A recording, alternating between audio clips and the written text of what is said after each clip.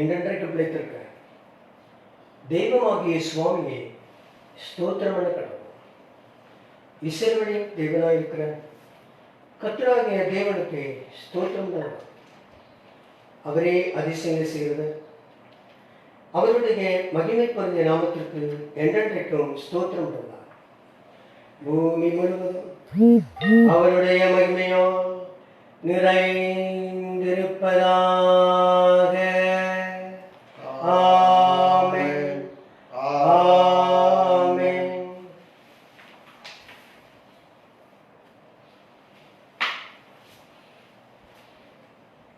கர்த்தருடைய பரிசுத்த நாமத்துக்கு மகிமை உண்டாக. 34ஆம் சங்கீதம் முதல் 3 கவிகளை பாடக்கணும். தோத்திரம் செய்குவனே எக்காலமோ ஸ்தோத்திரம் செய்குவனே வாழ்த்தியே யெகோவாவின் துதியை என் வாயிலே வைத்திடுவேனந்த வேளையோ வைப்பேனே. தோத்திரம் செய்குவனே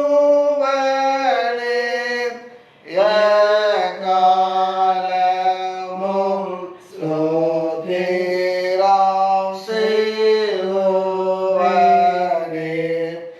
என் நெஞ்சம் மேன்மையை பாராட்டும் சுவாமிக்குள் துன்பத்தின் மாந்தரரை கேட்டிங்கி மகிழ்வார்கள். தோத்திரம் செய்குவனே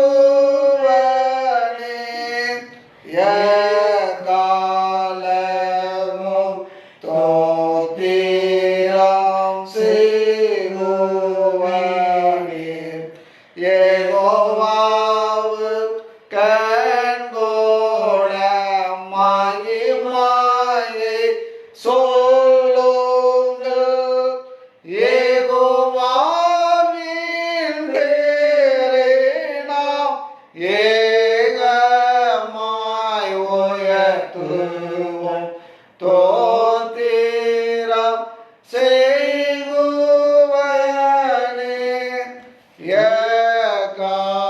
எக்காலமும் தோத்திரம் செய்குவனே.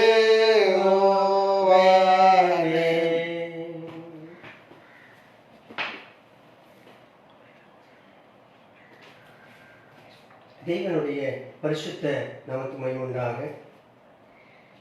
செய்திக்கு ஆரம்பமாக யாக்கோபு எழுதின நிருபம் 1ஆம் அதிகாரம் 21ஆம் வசனம். யாக்கோபு 1ஆம் அதிகாரம் 21ஆம் வசனம். ஆகையால் நீங்கள் எல்லாவித அழுக்கையும் கொடிய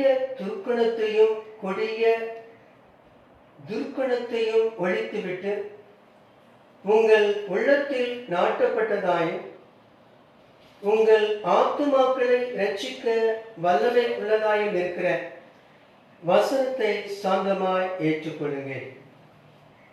கிறிஸ்துவுக்குள் பிரியமானவர்களே,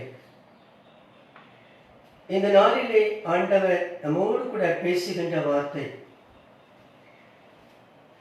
யாக்கோபு எழுதின 1ஆம் நிருபம் 21ஆம் வசனத்தில் ஆண்டவராகிய இயேசு கிறிஸ்துவுடைய வார்த்தை. முதலாவது ஆண்டவர் நம்மிடத்திலே பரிசுத்தத்தை எதிர்பார்க்கிறார். பரிசுத்தம் என்பது மிக மிக முக்கியமானது. ஆண்டவராகிய இயேசு கிறிஸ்துவினுடைய போதனை மிகவும் தெளிவாக இருந்தது. அவர் சீசர்களுக்கு போதிக்கும் போதெல்லாம் அந்த பரிசுத்தத்தை குறித்து அதிகமாய் சொல்கிறதை பார்க்கின்றோம். ஒரு மனிதனுடைய வாழ்க்கையில் பரிசுத்தம் என்பது முக்கியமான ஒரு காரியம். யாக்கோபு சொல்கிறார், அழுக்கையும் கொடிய துர்க்கணத்தையும் ஒழித்து விடுங்கள், ஒழித்து விடுங்கள் என்று சொல்கிறார். தேவனுடைய மக்களே, பலவிதமான காரியங்களை நாம் சிந்திக்கிறோம், யோசிக்கிறோம், செயல்படுகிறோம். இருக்கிற அழுக்கை குறித்து நாம் சிந்தித்ததுண்டா? அதுவும் கொடிய துர்க்கணம் நம்முடைய உள்ளத்தில் இருக்கின்றது. அந்த கொடிய துர்க்கணம் நம்மை விட்டு விலகி போக வேண்டும் என்று தேவனுடைய சமூகத்தில் வேண்டிக் கொள்ள வேண்டிய மிக முக்கியமான காலகட்டங்களை நாம் வந்திருக்கின்றோம்.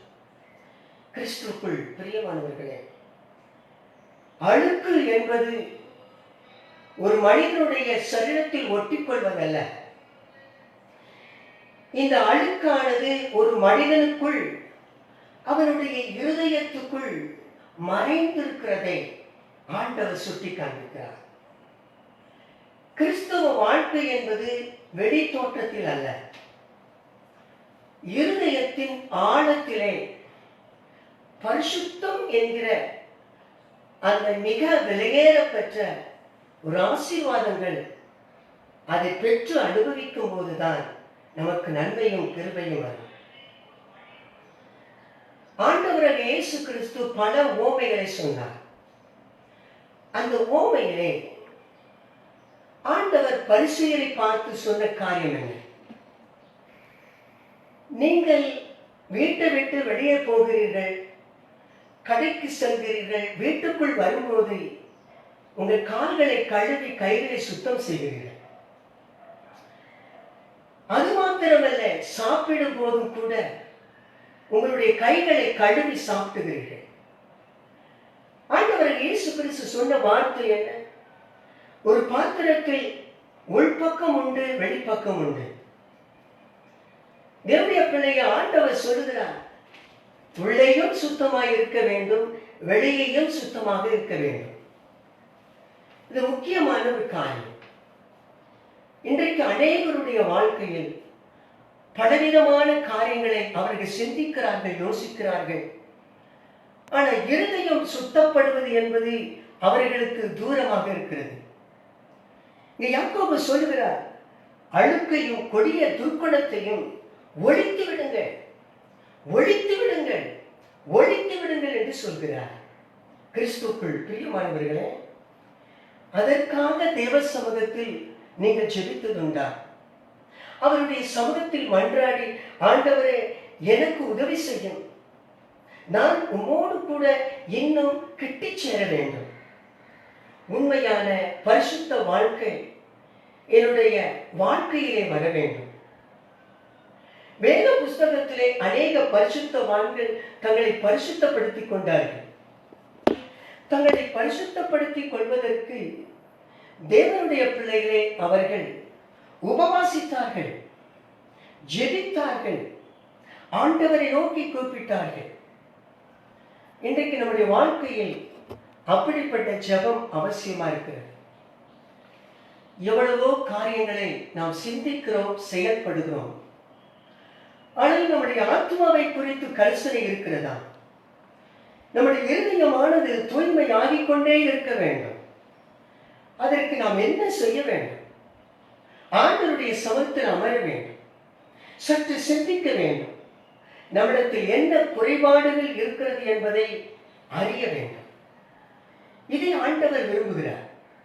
கிறிஸ்துவுக்குள் பிரியமானவர்களே, பரிசுத்தம் நம்மிடத்தில் இருக்கும்போது தெய்வம் நம்ம கூட இருப்பார்.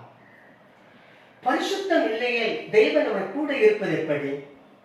இந்த வசனம் சொல்கிறது, அழுக்கையும் கொடிய துர்க்குணத்தில் ஒழித்து விடுங்க என்று சொல்கிறார். ஒழிக்க வேண்டிய மிக முக்கியமான ஒரு காரியம் அதுதான்.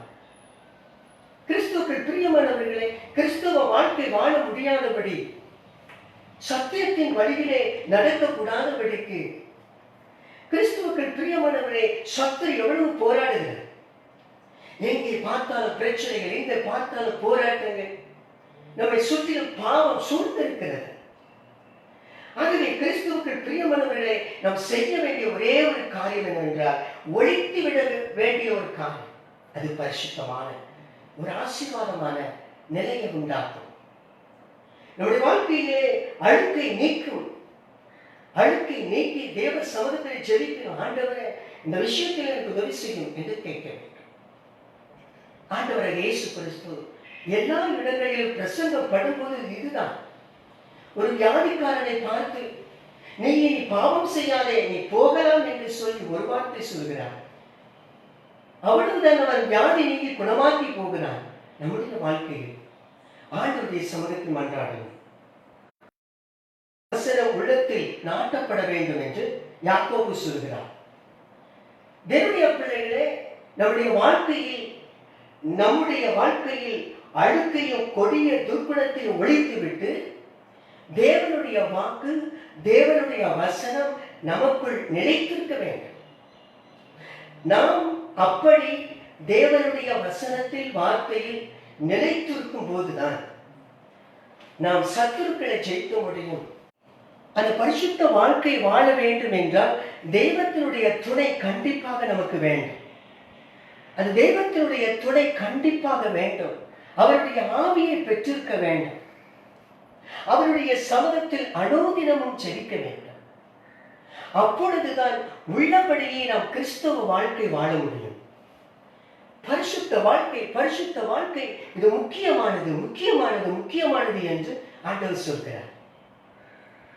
வேதத்தை வாசிக்கிறவர்கள் அத்தனை பேரும் பரிசுத்தமாய் மாறிவிடுவார்களா? இன்றைக்கு அநேக குடும்பங்களில் அநேக மக்கள், அநேக திருச்சபைகளை கர்த்தருடைய வார்த்தை வாசிப்பார்கள், ஆனால் வாழ்க்கை இருக்காது. வாழ்க்கை முக்கியம். நம்முடைய ஆத்மா முக்கியம். அது விளையாடப்பட்டது என்று வேதத்தின் வசனம் சொல்கிறது. இந்த ஆத்மாவை கரைப்படுத்தி, இந்த ஆத்மாவை பரிசுத்தம் இல்லாதபடி கரைப்படுத்துகிற எந்த காரியமாக இருக்கட்டும், அதை நாம் ஒழித்து விடுவோம். இது ஆண்டவர் விரும்புகிறார். கிறிஸ்துவுக்குள் பிரியமானவர்களே, உங்களுடைய வாழ்க்கையில் நீங்கள் எதற்காக பிரயாசப்படுகிறீர்கள்? சரீரத்துக்காக பிரயாசப்படுகிறீர்களா? உலகத்துக்காக பிரகாசிக்கப்படுகிறீர்களா? நீங்கள் பிரயாசப்படுகிறது என்ன? உலகம், பணம் தேவை. ஆனால் ஒரு காரியம், நம்முடைய ஆத்மா பரிசுத்தமாக்கப்பட வேண்டும்.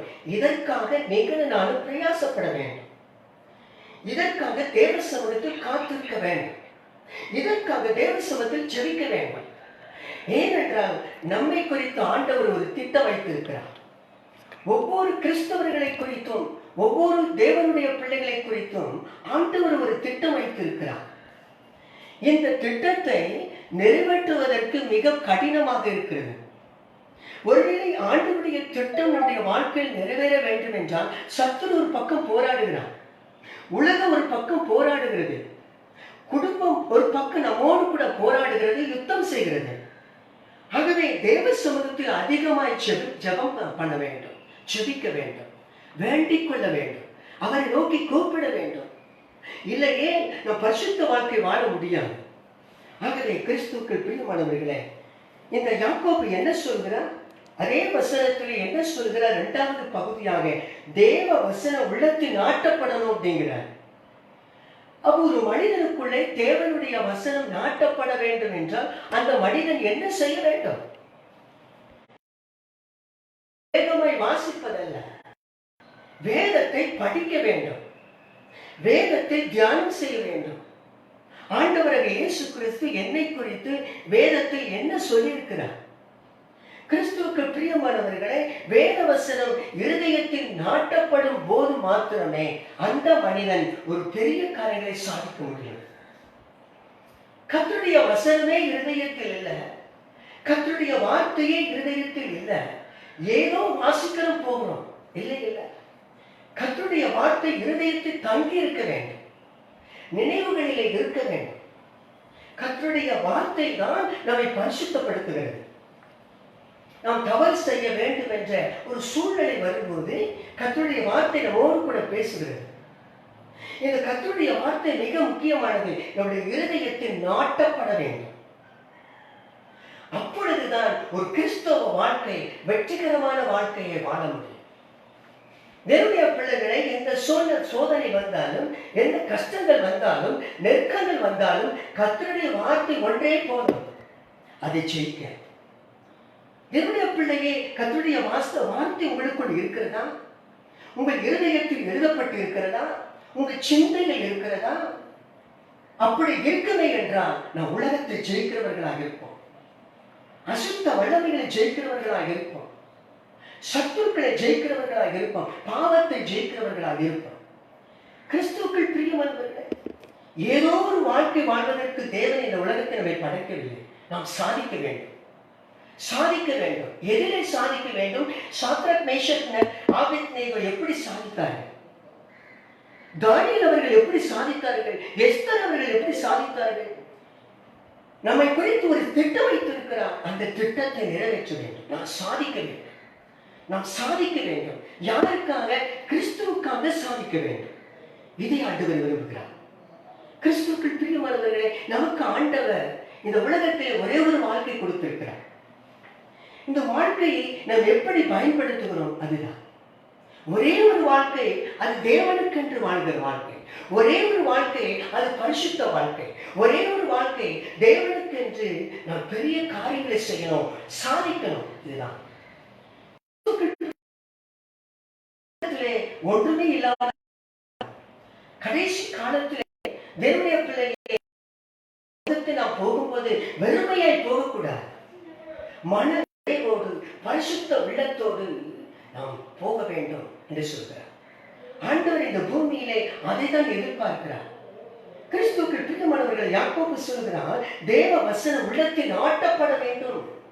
நாட்டப்பட வேண்டும்.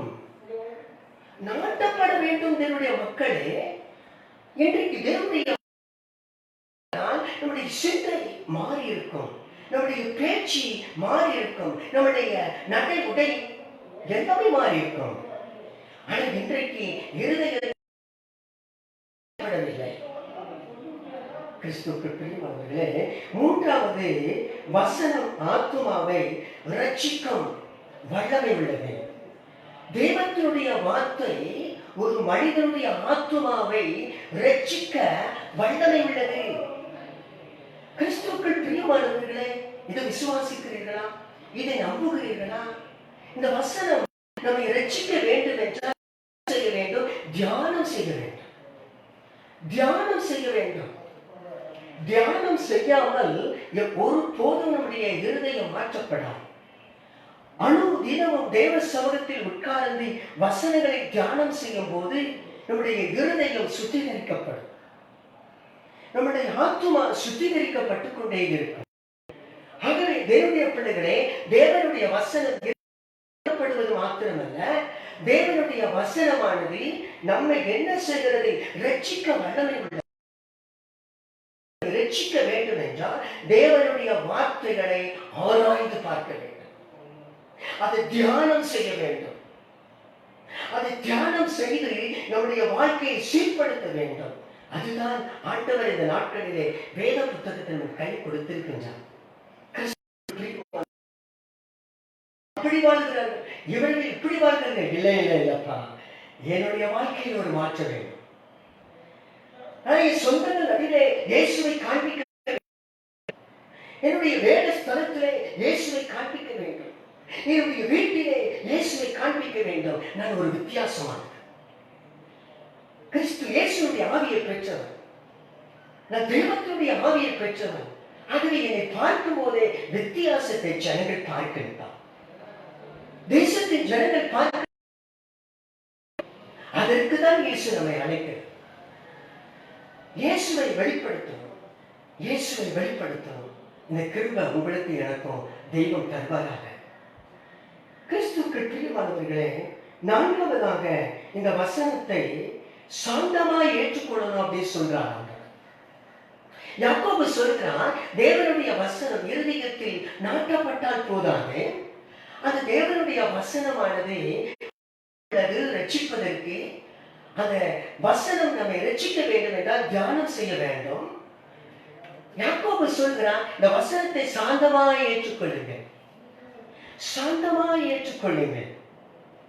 சில வசனங்கள் கடினமாக இருக்கும், சில வசனங்கள் நம்மை குற்றப்படுத்தும், சில வசனங்கள் நம்மை கொண்டு அடித்தது போல் இருக்கும்.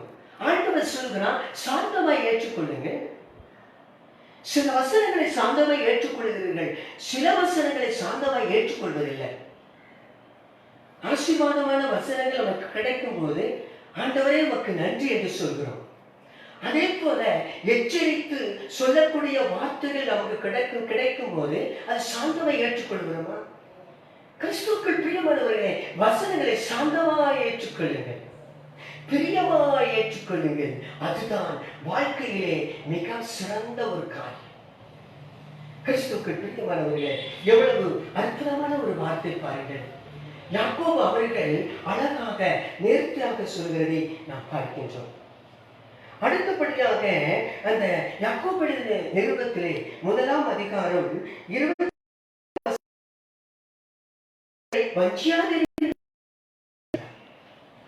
கிறிஸ்துவுக்குள் பிரியமானவர்களே, உங்களை வஞ்சியாதிருங்கள். சில வேதவசனத்தை வாசிப்பார்கள், படிப்பார்கள், ஆனால் அவர்கள் வேதவசனத்தின் படி நடக்க மாட்டார்கள். அவர்கள் ரொம்ப தூரமாக இருப்பார்கள். கையில் இருக்கும், அவர்கள் உதடுகள் வேதவசனத்தை படிக்கும், அவர்கள் வாழ்க்கை வேதவசனத்துக்கு தூரமாக இருக்கும். யோசித்து பாருங்கள், உங்களை வஞ்சியாதிருங்கள். அப்ப தேவனுடைய பிள்ளைகளே, ஒரே ஒரு வாழ்க்கை, அது கிறிஸ்துவுக்காக வாழுகிற வாழ்க்கை. நீங்கள் அப்போஸ்தலர் பாருங்கள், அப்போஸ்தலர்கள் தேவனுக்கென்று இந்த உலகத்தில் வாழ்ந்தார்கள், அவர்கள் சாதித்தார்கள். அவர்கள் தங்கள் உயிரை கூட பெருசாக எண்ணவில்லை. தேவனுடைய ராஜ்யத்தில் பிரவேசிக்க வேண்டும், அதற்காக இந்த பூமியிலே கஷ்டப்பட்டார்கள், அடிக்கப்பட்டார்கள், நொறுக்கப்பட்டார்கள். தேவனுடைய பிள்ளையே, அவர்கள் எந்த ஒரு விதத்திலும் அவர்கள் சொகுசான வாழ்க்கை வாழவில்லை, கஷ்டப்பட்டார்கள். அவர்களுக்கு படுத்து தூங்குவதற்கு ஏதாவது இடம் இருந்ததா? நன்றாக சாப்பிட்டார்களா? ஒவ்வொரு நாளும் அவர்களுக்கு அடினாங்க. எதற்காக? தேவனுடைய ராஜ்யத்தை பெற்று அனுபவிக்க வேண்டும். ஆகவே தேவனுடைய பிள்ளைகளை, இந்த வசனம் சொல்கிறது, நன்றாய் கவனிங்கள், உங்களை வஞ்சியாதிருங்கள். சாத்தான் நம்மை வஞ்சிக்கிறான், இந்த உலகம் நம்மை வஞ்சிக்கிறதே. இப்ப ஆண்டவர் நம்மை பார்த்து சொல்கிறார், நீங்கள் உங்களை வஞ்சியாதிருங்கள். வசனத்தை கேட்பது மாத்திரமல்ல, அதன்படி நடக்க வேண்டும். வசனத்தை கேட்டு அதன்படி நடவாமல் இருக்கும்போது நாம் நாமே வஞ்சிக்கிறவர்களாக இருக்கின்றோம். ஆகவே கிறிஸ்துவுக்குள் பிரியமானவர்களே, நாம் செய்ய வேண்டிய ஒரே ஒரு காரியம் அதுதான். திருவசனத்தை கேட்கிறவர்களாக அல்ல, அதன்படி செய்கிறவர்களாயும் இருங்கள். நம்முடைய வாழ்க்கையில் செய்கை இருக்க வேண்டும், செயல்பாடு இருக்க வேண்டும். கர்த்தருடைய வார்த்தையை பேசுவதல்ல, வாசிப்பதல்ல, செயல்பாட்டுக்கு கொண்டு வரணும். நம்முடைய குடும்பத்திலே, நம்முடைய பிள்ளைகள் நடுவிலே, வேலை ஸ்தலத்திலே, நாம் இருக்கும் இடத்திலே தேவனுடைய மக்களே நாம் நடந்து காட்ட வேண்டும் என்று சொல்கிறார். கிறிஸ்துவுக்குள் பிரியமானவர்களே, யோசித்து பாருங்கள். யாக்கோபு ரொம்ப அழகாக தெளிவாக பேசுகிறதை நாம் பார்க்கின்றோம். மறுபடியும் சொல்கிறேன், நமக்கு ஒரே ஒரு வாழ்க்கை தான் இருக்கிறது. நாட்கள் வேகமாக கடந்து போகிறது. தேசத்தில் அநேக மக்கள் மரித்து போகிறார்கள். யோசித்து பாருங்கள். படித்தவர்கள், பணக்காரர்கள், அந்தஸ்துள்ளவர்கள், தேசத்தின் தலைவர்கள், அவர்கள் திக்குமுக்காடி கொண்டிருக்கின்றார்கள். ஆகவே இது கடைசி காலமாக இருக்கிறது, இது கடைசி காலமாக இருக்கிறது. ஆகவே ஆண்டவர் சொல்கிறார், வேதத்தை வாசியுங்கள், படியுங்கள், தியானம் செய்யுங்கள், அதன்படி நடக்க பிரயாசப்படுங்கள். அதுதான் வார்த்தை. கிறிஸ்துவுக்குள் பிரியமானவர்களே, எவ்வளவு அழகாக சொல்லப்பட்டிருக்கிறதே. வேதவசனத்தில் இந்த 23ஆம் வசனம் சொல்கிறதே, ஒருவன் திருவசனத்தை கேட்டும் அதன்படி செய்யாதவனானால் கண்ணாடியிலே தன் சுபாவ முகத்தை பார்க்கிற மனுஷனுக்கு ஒப்பாயிருப்பான் என்று வேதம் சொல்கிறார். ஒருவேளை நம்முடைய வாழ்க்கையிலே நம்முடைய முகத்தை கண்ணாடியில் பார்க்கின்றோம். சற்று நாம் திருப்பி போகும்போதே நம்முடைய முகத்தினுடைய சாயம் நமக்கு தெரியாது. ஆகவே யாக்கோபு அழகாக தெளிவாக சொல்கிறார், தேவனுடைய பிள்ளையே, வேதவசனத்தை வாசிக்கிறீர்கள், படிக்கிறீர்கள், நீங்கள் அதன்படி செய்வதில்லை. ஆகவே வேதவசனமானது இருதயத்தில் தங்கி இருக்கணும், ஆண்டு இருக்கணும். வேத வசனம் நம்மோடு கூட சம்பாஷணை பண்ணணும் அப்படின்னு சொல்றார். எவ்வளவு அற்புதமான ஒரு வார்த்தை பாருங்கள். கிறிஸ்துவுக்குள் பிரியமானவர்களே, நாம் இந்த உலகத்தில் எப்படி வாழப்போகிறோம், எப்படி வாழப்போகிறோம்? இதுதான் ஆண்டவர் சொல்கிறார். கிறிஸ்துவுக்குள் பிரியமானவர்களே, நம்முடைய வாழ்க்கையில் மிகப்பெரிய அந்த பரிசுத்தத்தை ஆண்டவர் நித்தமும் நமக்கு தருவாராக. அது நம்முடைய வாழ்க்கையிலே மிக மிக முக்கியமானது. இந்த அமாவாசை ஓய்வு நாளிலே தேவனுடைய பிள்ளைகளே, நம்முடைய வாழ்க்கையிலே, குடும்பங்களிலே தேவ சமூகத்தில் உபவாசித்து ஜெபம் பண்ணுங்கள். இந்திய ஏகரட்சக சபையின் பிள்ளைகளே, தேவ சமூகத்தில் கண்ணீர் வடித்து ஜெபம் பண்ணுங்கள். உங்கள் வாழ்க்கைக்காக, குடும்பத்திற்காக, உங்கள் பிள்ளைகளுக்காக, பரிசுத்தத்திற்காக இந்த அமாவாசை ஓய்வு நாளிலே நீங்கள் ஜெபம் பண்ணுங்கள். அவரை நோக்கி கூப்பிடுங்கள். குடும்பமாய் உட்காருங்கள், கண்ணீர் வடியுங்கள். இதுதான் ஆண்டவர் விரும்புகிறார். நம்முடைய பிள்ளைகளுடைய ஜெபத்தை ஆண்டவர் கேட்பார். நம்முடைய விண்ணப்பத்தை ஆண்டவர் கேட்பார். நம்முடைய கூக்குரலை ஆண்டவர் கேட்பார். நம்மை ஒருபோதும் அவர் தள்ளிவிடுகிற தேவன் அல்ல. நம்மை ஒருபோதும் அவர் வெறுக்கிற தேவன் அல்ல. நம்முடைய வார்த்தைகளை அவர் கேட்டு கனம் பண்ணி நமக்கு உதவி செய்ய வல்லவராக இருக்கிறார். ஆகவே இது ஒரு நல்ல ஒரு நாளை ஆண்டவர் தந்திருக்கிறார். ஒருவேளை தேசத்திலே அநேக இடங்களிலே பாருங்கள், கொத்து கொத்தாய் ஜனங்கள் செத்து மடித்துக் கொண்டிருக்கிறார்கள். ஆனால் இன்றைக்கு ஆண்டவர் நம்மை வைத்திருக்கிறார் என்றால் அவர்களுக்காக ஜெபிப்பதற்காக, நம்முடைய குடும்பத்திற்காக ஜெபிப்பதற்காக, பரிசுத்தம் ஆவதற்காக இந்த நாளை நமக்கு தந்திருக்கிறார். ஆகவே தேவனுடைய மக்களை தேவ சமூகத்தில் அதிகமாய் நாம் ஜெபம் பண்ணி அவரை நோக்கி நாம் கூப்பிடுவோம். அவருடைய சமூகத்தில் மன்றாடுவோம். எலியாவை குறித்து பார்க்கிறோம். அவர் தன்னுடைய வாழ்விலே ஒரு சாதாரண ஒரு மனிதனாய் இருந்தும் தேவ சமூகத்தில் ஜெபிக்கிறதை பார்க்கிறோம். ஆண்டவரே, மழை பெய்ய வேண்டும் என்று ஜெபிக்கும் பொழுது மழையை ஆண்டவர் கொடுக்கின்றார். மழை நிற்க வேண்டும் என்று சொல்லும் பொழுது மழை நின்று விடுகிறது. எஸ்தர் அவர்களை பாருங்கள், யூத ஜனங்களுடைய அழிவுக்காக ஜெபிக்கிறதை பார்க்கிறோம். ஆண்டவர் அந்த எஸ்தர் ராஜாத்திற்கு உதவி செய்கிறது. யோசித்து பாருங்கள், சிந்தித்து பாருங்கள், எவ்வளவு அற்புதமான ஒரு வார்த்தை பாருங்கள். ஆகவே இப்படி பரிசுத்தவான்கள் தேவ சமூகத்தில் தங்களுடைய குடும்பத்துக்காக, தங்களுடைய தேசத்திற்காக ஜெபித்தார்கள். ஆகவே இந்த ஜெபம் கேட்கப்பட்டு ஜனங்களுக்குள்ளே ஒரு மாற்றம் வந்ததை நாம் பார்க்கின்றோம். கிறிஸ்துவுக்குள் பிரியமானவர்களே, நம்முடைய ஆண்டவர் இன்றைக்கும் ஜீவிக்கிறார், உங்களை ஆசீர்வதிக்க விரும்புகிறார். ஆகவே தேவ சமூகத்தில் ஜெபம் பண்ணுங்க, ஜெபம் பண்ணுங்க அப்படி சொல்லி உங்களை நான் அழைக்கிறேன். ஆண்டவருடைய சமூகத்தில் விண்ணப்பம் பண்ணுங்கள் என்று சொல்லி உங்களை அழைக்கிறேன். ஆண்டவர் உங்களை ஜெபிக்க அழைக்கிறார், வேண்டிக் கொள்ள அழைக்கிறார். மோசமான உலகத்தில் நாம் வாழுகின்றோம். இந்த உலகத்தில் இன்னும் தேவனுக்காக உழைக்க வேண்டும் என்றால், நம்முடைய பிள்ளைகளை சத்திய வழியில் நடத்த வேண்டும் என்றால், தேவனுடைய பிள்ளைகளை ஜெபம் மிக முக்கியமானது. ஆகவே கிறிஸ்துவுக்குள் பிரியமானவர்களே, ஜெபம் இல்லையே சத்துரு நம்மை வென்று விடுவான். ஜெபம் இல்லையே நம்முடைய வாழ்க்கையில் தோல்வி வந்துவிடும். ஆகவே தேவ சமூகத்தில் நாம் மன்றாட ஜெபிக்க வேண்டியது அதிக ஆசீர்வாதமாக இருக்கும் என்று நான் நினைக்கிறேன். ஆகவே கிறிஸ்துவுக்குள் பிரியமானவர்களே, நம்முடைய வாழ்க்கையை தேவ சமூகத்தில் ஒப்புக் கொடுங்கள், அவரை நோக்கி கூப்பிடுங்கள்.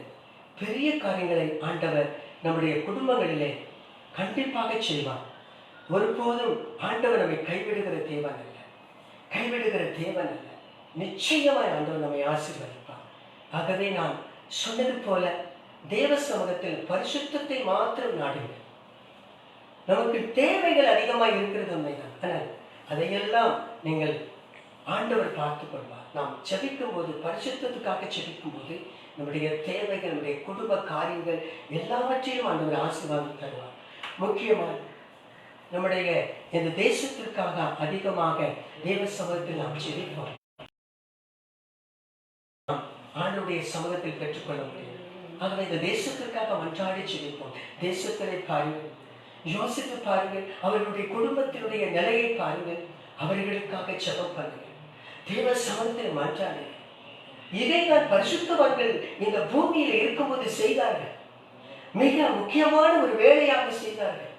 இரவிலே தேவ சமூகத்தில் மன்றாடினார்கள். ஆண்டவரை சுத்திரம் மன்றாடினார்கள். கண்ணீர் வடித்தார்கள். யோசித்து பாருங்கள், இன்றைக்கு நாம் என்ன செய்து கொண்டிருக்கின்றோம்? அவரை நோக்கி நாம் கூப்பிட வேண்டும். அவருடைய சமூகத்தில் மன்றாட வேண்டும். ஜெபம் மிக மிக முக்கியமானது. அப்போஸ்தலர்கள் என்ன செய்தார்கள்? தங்களுக்கு பிரச்சனை வரும்போது என்ன செய்தார்கள்? கூடினார்கள், ஜெபித்தார்கள். பேதுரு சிறைச்சாலையில் இருக்கும்போது திருச்சபை மக்கள் என்ன செய்தார்கள்? அவர்கள் ஒரு அழகிய வீட்டிலே உட்கார்ந்து ஜெபித்தார்கள். அவரை நோக்கி கூப்பிட்டார்கள். பெரிய காரியங்களை செய்தார்கள். பேதுருவை ஆண்டவர் வெளியே கொண்டு வந்தார். இதைதான் ஆண்டவர் விரும்புகிறார். நம்முடைய ஜெபம் கேட்கப்படும். நம்முடைய ஜெபத்துக்கு கண்டிப்பாக ராஜ்யமும் வல்லமையும் மகிமையும் என்றென்றைக்குமே. ஆமென், ஆமென்.